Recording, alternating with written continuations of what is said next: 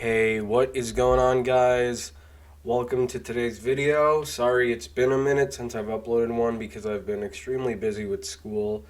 You guys know the same usual stuff. But anyway, well, here's the next part to the 400 horsepower Celica build. So basically, I kind of did like not film a few things, but I have a few clips of what I have done. So by this point in this video that you guys are watching, all that's left is the intercooler piping and the fuel stuff. And I believe that's it, so we can start it. So I'm just going to show you guys a few clips of what I've done here and there. So the engine and all the electronics and stuff are connected already, so that's basically all good to go. And as you guys can see here, at the time of this, I still need to figure out my oil drain situation, and I also need to put in my upgraded radiator, and I did that already. So I mean, as you guys can see in like some of these clips that I think are showing on the screen right now, all that's left is intercooler piping, which is what we're doing in this video. So I just thought I'd show you a little bit of a prelude to what I've been doing, because I didn't really record it, even though I've been like recording everything along the way. But I mean, it's just the only thing you guys really missed out on is like connecting all the electronics and stuff. And you know, there isn't really much to that. It's just plugging in stuff, figuring out what stuff goes. But let me know if you guys want a video on like how I did my oil feed and my oil drain in the comments. And once we get through the first start and stuff, I'll gladly go back and just show you guys the setup that's on the car. So let's go. Intercooler piping. It was a nightmare. Hey, what's going on, guys? So today we're going to be working on the intercooler piping because it's kind of a nightmare because there's not that much space in the 7th gen, unfortunately. The 6th gen, there's quite a lot of space. But let me show you guys what I've been doing with the intercooler piping, and let's dive right in. Alright, I'm not sure if I've showed this in the last update or not, but every single small thing except the headlight connectors, but everything else has been connected. So I'm pretty sure we're all good to start it. This is probably not going to be the ideal thing because it might rattle against the valve cover and then heat up and stuff, but I'm just going to take off the hood whenever I go on my first test drive. But turbo's back there. Everything looks good. The power steering line's kind of close to it, but this shouldn't get too hot, at least I don't think so. So we'll see. But right now we're going to be working on the intercooler piping. But in order to work on the piping, we first need to know where like the intercooler is going to be, which I kind of have mocked up. I made these brackets out of like aluminum, and they're just being held onto with these screws basically. But that looks pretty even. I might raise it a little bit more from the right, but what I'm going to do is just mark it, probably make a little bit of a hole right here so I can like put a nut in there and then a washer, and that should be fine. So let's do that and mount the intercooler first, and then we'll work away to we'll figure it out to get the intercooler piping up and around. I hope I don't have to delete my window washer fluid because that is convenient on road trips. Maybe I'll route it around this, we'll see. Alright guys, so let me show you guys what I just did. I kind of cut into the crash bar so I can put a nut and a washer, so this clamps down and it's held on to the crash bar, and that's pretty firm on there. So I think I'm just gonna leave it with 2 brackets. If I have to, I still can make a 3rd one right there, and I can also make a bracket to fit into this bottom support of the radiator if I have to, but I'm pretty sure that'll be fine for the 400 we're pushing. And I mean, in terms of level, oh god, let me not fall over this. It looks like it's at level, just kind of seems like it's slightly to the left, but when you put the bumper on, it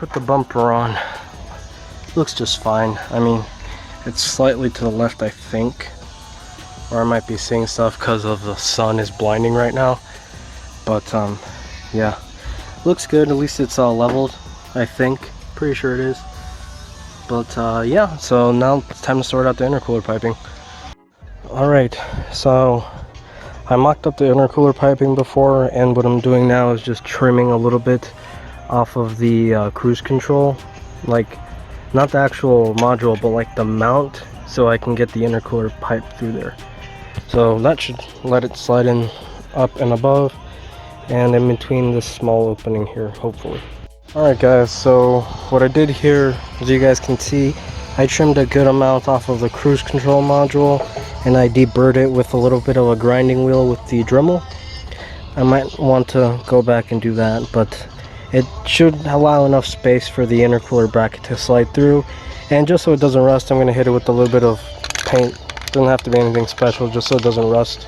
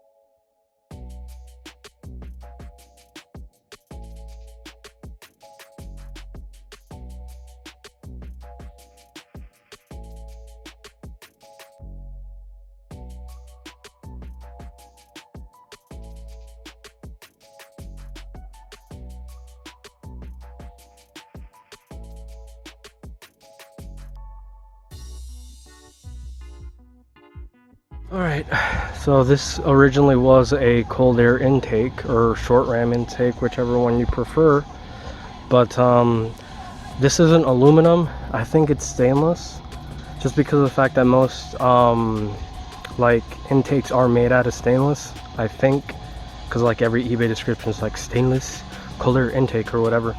Well, point is, I needed to roll a bead on this and I couldn't do it by hand, and I just thought, oh wait, I can just hammer it or hammer the pliers around, and at least this side you have a pretty decent bead.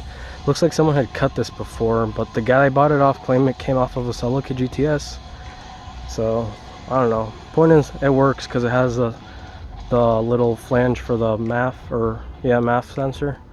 So I do have an STI sensor, which I'm going to be throwing in eventually. I'm not sure if it's going to work though, but we'll stick with the original one, which is good up until like 300 wheel horsepower, I believe, because that's just where it maxes out. So we have ports right there, well, beads right there, and beads all around this, so we shouldn't have any issues with pipe slipping off of this.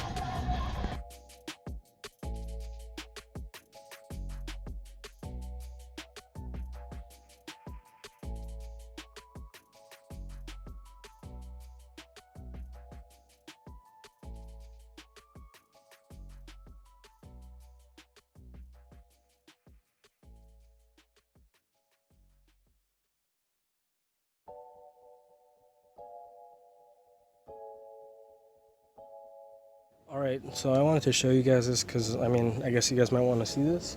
So the diameter of the gold wrapped pipe is 2.75 and the rest of my intercooler piping is 2.5. So I bought this little adapter, right? And the piece that I actually cut off of that side, well, I'm using it as a little adapter, so it's gonna go into this little L, and then it's gonna connect into this little 180, which I have also cut, as you guys can see right there, and it should all line up. So then that should mean the cold side is completely done and we're ready to move on to the other side. So let's see. Alright guys, so the cold side of the intercooler is finally done. So we go around that 180 bend into a little custom thing I made, which I just showed you guys. Goes up into this, and everything's pretty tight in there. Tighten down all the clamps and into the throttle body. You can almost hear it, right? This crap is probably gonna rattle, even though it's pretty tight against the valve cover, but I believe that only opens up when we hit the 12 psi spring rate. So at the moment, because I don't really feel like taking that out, I feel like we're gonna get to 300 safely, I believe. Oh, and I didn't show you guys, but I got a different thing from the turbo to the intercooler piping because it's a 45 degrees and it's a lot helpful in fitting this pipe. I already test fitted it and it closes just fine. I could trim off a little bit more so it fits a little bit more flush, but I'm not gonna worry about it. It's fine, it clears. Now I just have to finish connecting the hot side because this may be a pain in the butt. We'll see.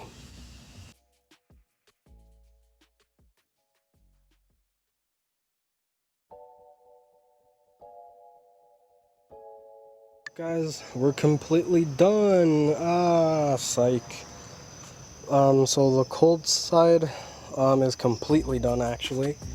So throttle body down into that's like a short ram intake, like I said earlier, off of it's janky but it works, and it goes down into the intercooler all the way around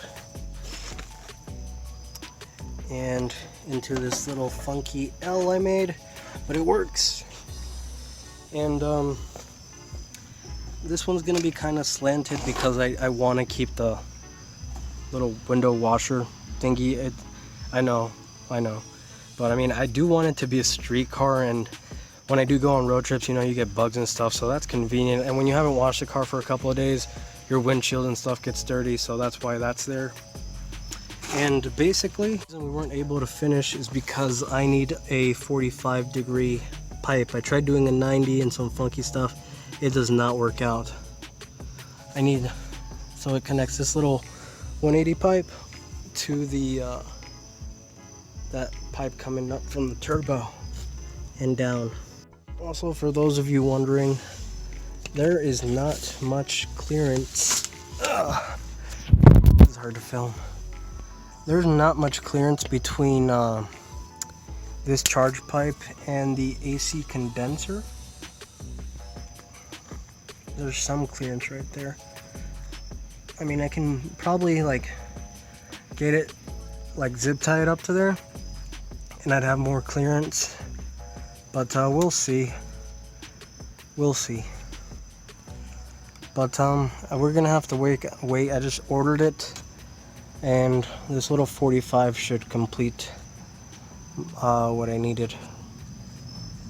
And we barely clear the AC condenser, but I mean, let's be real, the convenience of the AC is so worth it, so I really don't want to delete it.